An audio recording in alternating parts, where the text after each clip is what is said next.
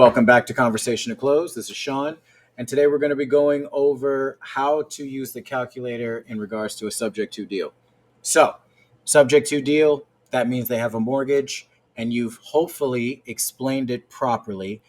If you haven't, or you need to know what that means, basically, a lot of the recordings that I hear from new people, they're telling the seller or the realtor that they're going to be assuming the mortgage. That is not accurate. Stop saying that. A subject to transaction, you are not assuming the mortgage. The buyer is not assuming the mortgage. What we're doing is setting up servicing for the mortgage payment. When the deal is closed, the mortgage will still be under the seller's name and social security number.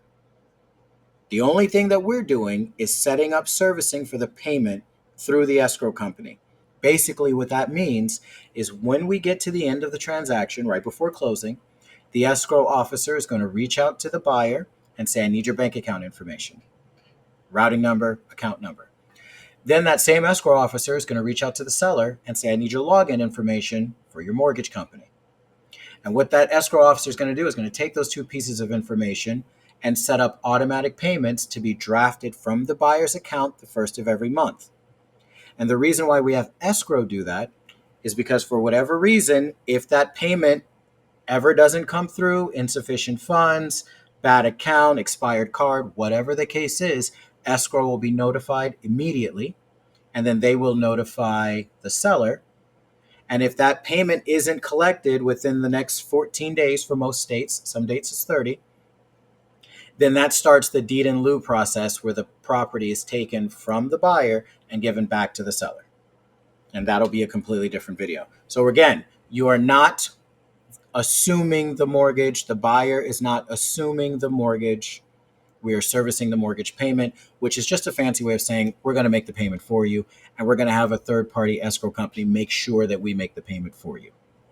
So let's look at the numbers. What do you need to underwrite a subject to deal?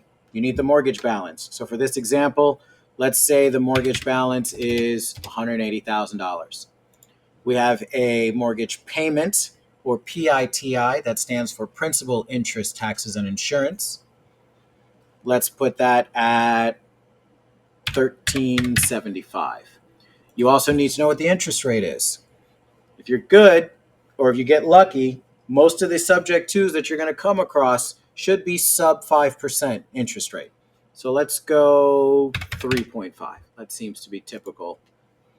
Now, cash to seller. If you're following the rest of the training, you know that the most that we're going to give to them is 10% of the mortgage balance or the purchase price. So that's going to be $18,000.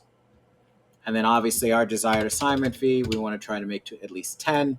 And then for sake of argument, I will copy these two for LTR, which is long-term rent, and STR, which is short-term rent. And there will be an updated version of the calculator coming out here soon that's going to have midterm rentals added, as well as links to where to get that information for free.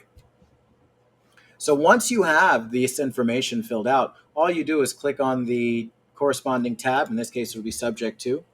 And here's what it looks like for the buyer. And this is important for you to know because you need to be able to explain to the buyer what they're going to be buying and how much it's going to cost them. Purchase price is $211,600. Mortgage balance is going to stay the same at $180,000. The interest rate and the monthly payment, all the same. The total entry fee for the buyer, including closing costs, it's going to be $31,600.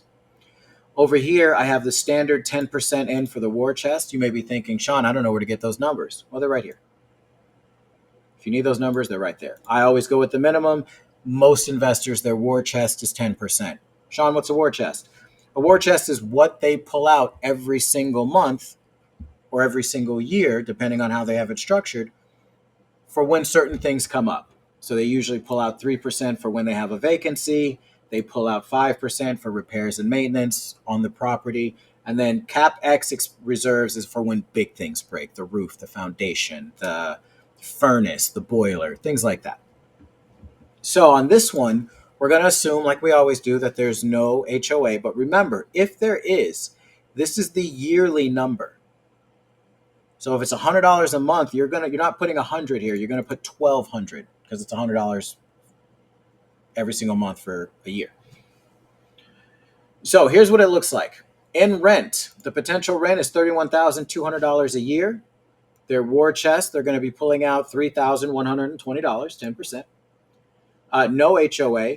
So their NOI, or net operating income, is $28,080.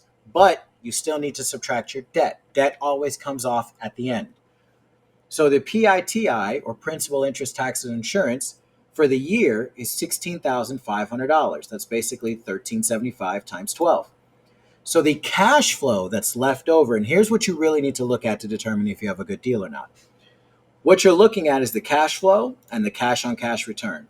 So if a buyer picks this up, they're going to pick this property up at $11,580 in positive cash flow per year, which is a 36.65 cash on cash return. Sean, I don't know if that's a good number or not. Well, it's over here. So if you look right here, LTR 36.65 is what we've got. Optimal range is 8 to 30. Now, when it says 8 to 30, this is an example. I'm not saying that if it's more than 30%, it's a bad deal. It's just very rare to have a deal, cash on cash return, go up to 30% on a long-term rental or go up to 50% on a short-term rental. So here's the other thing that you want to use this calculator for. You want to see if the deal works for a short-term rental. And again, like I said, midterm rental will be there. So here's the breakdown for a short-term rental. Let's say the property is in a good Airbnb market, near the beach on Florida, California, Nevada, Las Vegas, that kind of thing. So you want to put the numbers in to make sure that it'll work that way as well, if that's the type of buyer you're going to market it to. So all these numbers here, you may be thinking, Sean, where do I get those? Well, they're right here. So whatever number you put in here, it'll change it to the yearly number up here in its corresponding slot. And if you look, I went out and maxed out just about everything. And this is giving an 18% cash on cash return. And if we look over here, that's obviously within range. So that would make this a good short-term rental as well. So hopefully that answers your question on how to underwrite a subject to deal using the Deal Machine calculator.